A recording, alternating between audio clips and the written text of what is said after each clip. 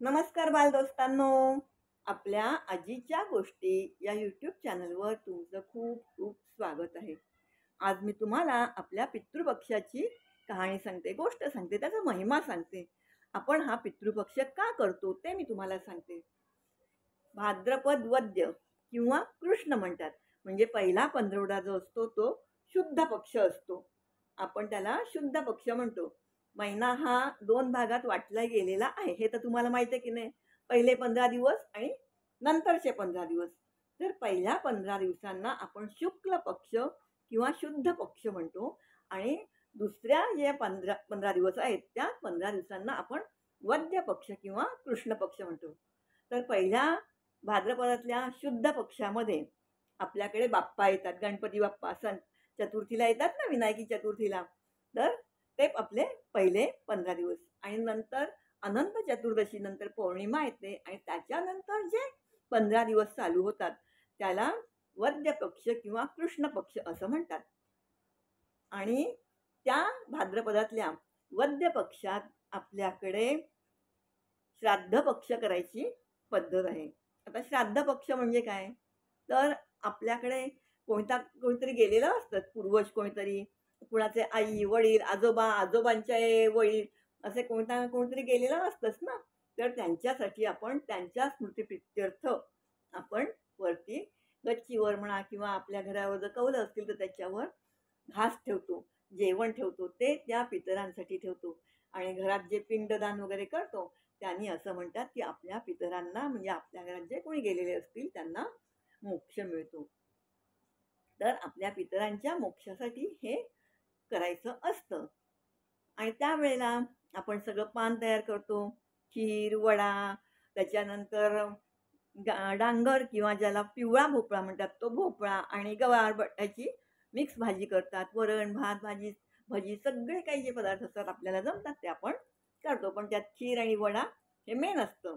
भोपळा आणि गवार याची भाजी मेन असते, ती त्याच्यात आपण वाढतो.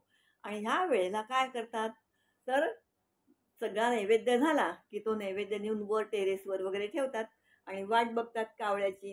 कावळा येऊन शिवेल आणि ते खाईल. असं म्हणतात की आपले पूर्वज जे आहेत ते कावळ्याच्या रूपाने तिथे येऊन ते खातात. त्यांचे आत्मे तृप्त होतात. तुम्ही जरा निरीक्षण करा कधीतरी, बघा काही काही कावळे येतात, जवळ येतात, पण दुसरे कावळे असतात ना ते त्यांना खाऊन देत नाहीत. अगदी अशा अंगावर जातात. होतं असं. कधीतरी बघा तुम्ही. आणि काही वेळेला सगळे पटापट येतात आणि खाऊन जातात. आता कावळाच का? आपल्याकडे तर केवढे तरी पक्षी आहेत. चिमणी आहे, कबूतर आहेत, बाहेर उडणारे खूप पक्षी आहेत. मग त्यांना का नाही कोणी देत हे? तर इथे सायन्स येतं. आपल्या पूर्वजांनी आपल्याला सगळं अगदी शास्त्रशुद्ध सांगितलेलं आहे. आता आपलं ज्ञान कमी पडतं म्हणून हल्ली काही लोक आहेत अर्धवट ज्ञानी असतात, ते त्याच्यावर विनोद काय करतात ना, टिंगल काय करतात. तर बाळांनो, असं कधीही करू नका. नका करू. आपल्याला माहिती नाही तर त्याची माहिती घ्यायचा प्रयत्न करा. कावळाच का? कावळ्यालाच का बोलवतात? तर काय माहिती आहे का? या महिन्यात म्हणजे भाद्रपद महिन्यात त्यांचा विणीचा हंगाम असतो. विणी म्हणजे काय? मराठीत विणीचा हंगाम म्हणतात. विणी म्हणजे त्या कावळ्याला किंवा फिमेल कावळा जो असतो त्याला बाळ व्हायचा काळ असतो. त्या काळामध्ये त्या फिमेल कावळ्याच्या पोटात त्याचं बाळ असतं. आता बघा, स्त्रीसुद्धा जेव्हा गर्भवती असते किंवा प्रेग्नंट असते तेव्हा डॉक्टर सांगतात त्यांना चांगलं चुंगलं खायला घाला, दूध प्या, हॉर्लिक्स प्या, ॲपल द्या रोज एक. कारण का an apple a day keep doctor away. बरोबर आहे ना? माहिती असेल ना तुम्हाला, शाळेत शिकवलं असेल ना. तर असं चांगलं चुंगलं का खायला घालतात त्या बाईला? तर तिच्या पोटात असलेलं बाळ चांगलं व्हावं, सुदृढ व्हावं म्हणून. बघा किती जणांची मुलं विकलांग असतात, कोणी मतिमंद असतात. काय ते जीणं होतं हां. त्याच्यापेक्षा सुदृढ बाळ झालेलं चांगलं ना. म्हणून त्या स्त्रीची आपण जशी काळजी घेतो तशी ह्या कावळ्यांची पण ह्या काळात काळजी घ्यायची असते. आणि कावळ्यांची काळजी का घ्यायची ते आता मी तुम्हाला इथे सांगते. कारण कावळा हा असा पक्षी आहे ना, तो वड, पिंपळ ह्याची फळं खातो. आणि वड, पिंपळ ही झाडं अशी आहेत, 2 झाडं, की बाकीच्या सगळ्या झाडांपेक्षा डबल ऑक्सिजन देतात. ते हवेमध्ये डबल ऑक्सिजन सोडत असतात. बघा देवाची काय करणी आहे. हां, आपण माणसं वाटेल तशी झाडं तोडतोय, वाटेल तशी झाडं तोडतोय. हवेतला ऑक्सिजन कमी होतोय. कळतं पण वळत नाही अशी अवस्था झाली माणसाची. सगळी जंगलतोड, जंगलतोड आणि काही ठिकाणी विकासाच्या नावाखाली आपल्याला विकास पाहिजे, मग झाडं पण तोडायला पाहिजेत. झाड तोडल्याशिवाय तिकडनं रस्ता कसा होणार? काही ठिकाणी असा नाईलाजही आहे. पण ही जी झाडं आहेत, वड आणि पिंपळ, ती माणसाने लावून नाहीयेत, नाहीयेत. तर ती झाडं जी आहेत, त्यांची जी फळं आहेत ना, ती कावळा खातो. आणि जेव्हा कावळा किंवा ती कावळीन खाते, तेव्हा ती त्यांच्या पोटात जाते आणि त्यांच्या पोटात त्याच्यावर काहीतरी प्रक्रिया होते आणि ते कावळा जिथे पुपू करतो, शी करतो, तिथे त्या वडाचं किंवा पिंपळाचं झाड येतं. वडाची, पिंपळाची झाडं तुम्ही जमिनीवर तर अनेक ठिकाणी बघितली असतील तर असतीलच. पण कधी कुठे गेलात तर मुद्दाम निरीक्षण करा. अगदी म्हणजे शिवाजी महाराजांनी बांधलेले जे गड किल्ले आहेत ना, त्याच्या उंच उंच भिंती, त्या भिंतीवर वडाची आणि पिंपळाची झाडं उगवलेली असतात. आता तिथे कोण गेलं लावायला? सांगा बरं. तर तिथे कावळा बसतो, तिथे तो शी करतो, पुपू करतो आणि मग पावसाळ्यात त्याच्यावर पाणी पडलं की ते त्या ज्या बिया असतात, त्या बियांना अंकुर फुटतात आणि तिथे ते झाड येतं. तर माणसाला ऑक्सिजन कमी पडू नये म्हणून ही देवाने केलेली आपली निसर्गतः सोय आहे. तर वडाची, पिंपळाची झाडं आपण जपली पाहिजेत. त्याचबरोबर कावळेही जपले पाहिजेत. कावळ्यांची बाळं सुदृढ व्हायला पाहिजेत. एवढ्यासाठी त्या फिमेल कावळ्याला चांगलं-चुंगलं खायलाही घातलं पाहिजे ना. एरवी कोण देतं का कावळ्याला खायला? बघितलंय का तुम्ही? हा कावळ्याला देतोय म्हणून.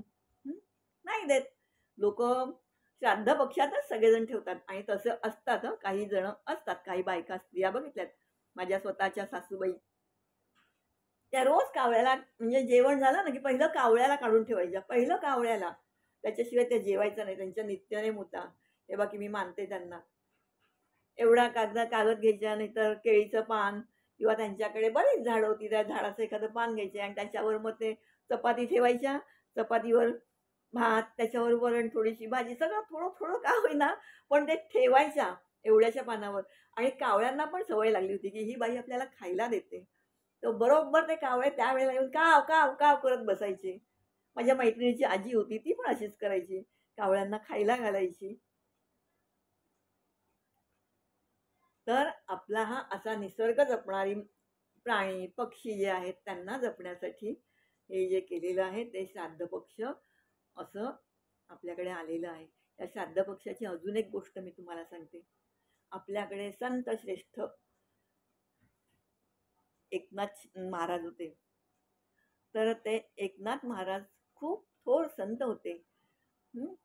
त्यांच्या घरी प्रत्यक्ष भगवान विष्णू श्रीखंडाच्या रूपात पाणी भरायचा. ती गोष्ट मी पुढच्या वेळेस तुम्हाला सांगेनच कधीतरी.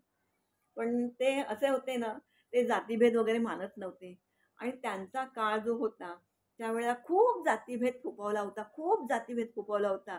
कोणी अंत्यजाकडे जायचे नाही, कोण यायचं नाही, त्यांच्या हातचं पाणी प्यायचं नाही. पण आपले एकनाथ महाराज तसे नव्हते. ते म्हणाले, "नाही, सगळी माणसं सारखी आहेत. देवाने केलेली माणसं सगळी सारखी आहेत. ब्राह्मण काय, शूद्र काय, सगळे सारखे आहेत." आणि ते त्यांच्या घरी जायचे. त्यांच्या हातचं खायचे, प्यायचे. त्यांना आपल्या घरी बोलवायचे आणि जेवायला घालायचे. पण नेमकी हीच गोष्ट त्या काळच्या ब्राह्मणांना पटत नव्हती. हा असा काय, हा बाटलेला आहे, हा घाणेरडा आहे, हा त्यांच्या हातचं खातो, असं करतो, तसं करतो, असं म्हणून सगळे ब्राह्मण त्यांच्यावर चिडले होते. त्यांच्या प्रत्यक्ष स्वतःच्या मुलालाही हे आवडत नव्हतं, नव्हतं आवडत. मग काय झालं, आपल्याकडे आता हे जसं श्राद्ध पक्षामध्ये कावळ्याला घास ठेवतात, त्याचप्रमाणे ब्राह्मण भोजन घालायची ही पद्धत आहे, की ब्राह्मणांना जेवायला घालायचं. ही आपल्याकडे पद्धत आहे. म्हणून ते सगळ्या ब्राह्मणांना जेवायला बोलवतात. मग त्या ब्राह्मणांना तर हे आवडत नाही. मग काय करणार? ते सगळे ब्राह्मण एकत्र येतात आणि ठरवतात, आपण ह्यांच्यावर बहिष्कार टाकायचा. हे असे वागतात ना, अंत्येजाकडे जातात, खातात, पितात. हं, तर आपण ह्यांच्याकडे जायचं नाही, जेवायचं नाही. सगळ्यांनी त्यांच्यावर बहिष्कार टाकायचा. सगळ्यांची एकजूट होते. बरं म्हणतात आणि सगळेजण जे ते आपल्या घरात दारं धडकून बसतात. हे बोलवतात तर कोणी त्यांच्याकडे जायलाच तयार नाही. एकनाथ महाराजांना कळत नाही, की आपल्याकडे का येत नाहीयेत कोणी. एकनाथ महाराजांना शांती ब्रह्म एकनाथ महाराज असं म्हणतात. शांती ब्रह्म. ते खूप शांत होते स्वभावाने. त्यांची पत्नी गिरिजा ही पण तशीच शांत होती. आता सगळा स्वयंपाक तयार झाला, पाट मांडले, तरी हे लोक येत का नाही आजूबाजूचे लोक. मग त्यांना कुठून तरी कळतं की ह्या लोकांनी आपल्यावर बहिष्कार टाकलाय, ते आपल्याकडे जेवायला येणार नाहीत. असं म्हणतात ते बोलले, असं नाही येणार जेवायला, नको येऊ देत, ते नाही येत, त्यांचे पितर येतील. असं म्हणून ते हातात पाणी घेतात आणि आकाशाकडे पाणी भिरकवतात. म्हणतात ते येत नाही तर त्यांच्या पितरांनी यावं आणि खाली जेवावं. आणि काय गंमत, भराभर भराभर आकाशातून सगळ्यांचे आई बाप आजोबा आजी जे कोणी गेले होते ना, ते सगळे येऊन पानावर बसले आणि बोलायला लागले, वदनी कवळ घेता नाम घ्या श्रीहरीचे, सहज हवन होते नाम घेता फुकाचे, जीवन करी जीवित्वा अन्न हे पूर्ण ब्रह्म, उदर भरण नोहे जाणजे यज्ञ कर्म, जय जय रघुवीर समर्थ. आणि असा हा जयघोष ऐकल्यानंतर सगळ्यांना कळे ना, अरे हे वदनी कवळ ऐकायला येतंय कुठून आणि सगळ्यांच्या तोंडातून. सगळेजण जेव्हा बोलतात तेव्हा तो घोळक्याचा आवाज पण वेगळा येतो ना. मग प्रत्येक जण दरवाजा किलकिला करून बघतो की अरे कोण बसलं यांच्याकडे, मी तर गेलो नाही, हा शेजारचा गेला की काय, आपण यांच्यावर बहिष्कार टाकलाय, गेला कोण. म्हणून फटीतून बघतात, अरे ते मी नाही गेलो, पण माझे वडील तिथे आहेत, अरे शेजारच्याचे पण वडील आहेत, त्याचे आजोबा आहेत, ह्याचे आजोबा आहेत. प्रत्येक जण बघतो, अरे प्रत्येकाला हीच शंका की हा गेला की काय शेजारचा, यांच्याकडे कडून वदनी कवळाचा आवाज येतो कसा. असं म्हणून बघायला सगळेजण दरवाजे किलकिले करून बघतात हळूच फटीतून, कोण गेले कोण गेले. तर आजूबाजूची माणसं कोणी गेलेले नसतात, पण प्रत्येकाला आपल्या घरातलं गेलेलं एक एक माणूस तिथे दिसतं.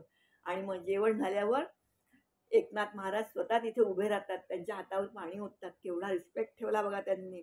अर्थात स्वर्गातली माणसं खाली उतरवणं काय सोपं काम आहे का. केवढी ताकद आणि केवढी पुण्याई होती त्यांची. आणि नंतर तसंच पाणी त्यांच्या अंगावर त्यांनी शिंपडलं आणि त्यांना परत त्यांच्या स्वर्गाची वाट दाखवली. असे होते आपले शांती ब्रह्म एकनाथ महाराज. आणि ही घडलेली घटना आहे, सांगोवांगी नाही किंवा कपोलकल्पित गोष्ट नाही. तर असा हा महिमा आहे आपल्या श्राद्ध पक्षाचा. तर प्रत्येकाने आपल्या घरात आपल्या कोणी गेलं असेल त्यांच्या नावाने श्राद्ध करावं आणि वरती कावळ्याला घास ठेवावा. तुम्हाला जर आजची माहिती आवडली असेल तर लाईक करा, शेअर करा आणि सबस्क्राईब करा. पुढच्या गोष्टीपर्यंत जय श्रीराम.